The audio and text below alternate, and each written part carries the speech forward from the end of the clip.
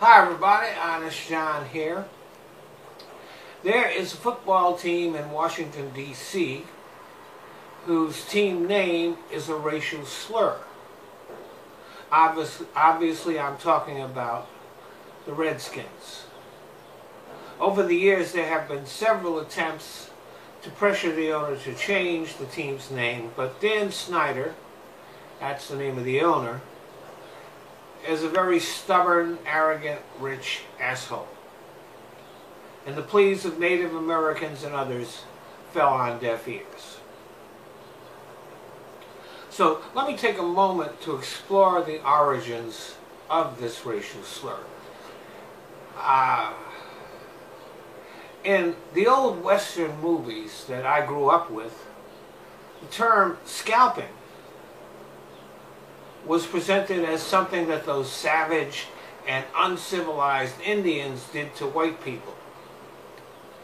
The truth is exactly the opposite. Scalping was a white people thing. Bounties were placed on Native Americans, and white people could make money just by killing them. And they would collect the scalps to prove that they had made their kills and trade them, the Redskins, in for money.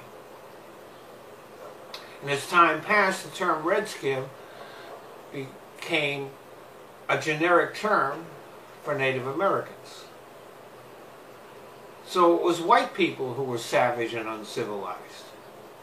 A trait that continues to this day, as we have seen with groups like the Ku Klux Klan, the neo-Nazis, the other white extremists like the Boogaloo Boys, and also in the many, many videos we have of cops abusing people of color.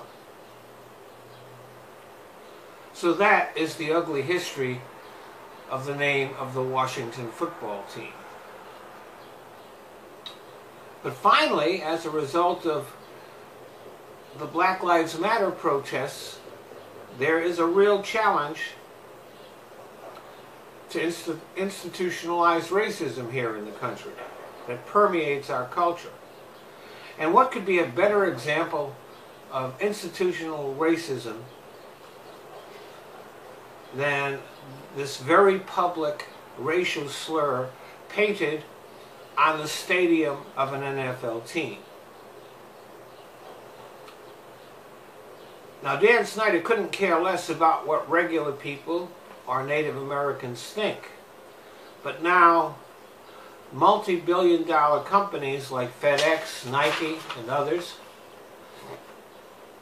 are threatening to sever their connections with that team and their corporate sponsorship. Now, it would be great if the owner of the team changed his name because it was the right thing to do, but he's too much of a scumbag for that. But now his profits are being threatened.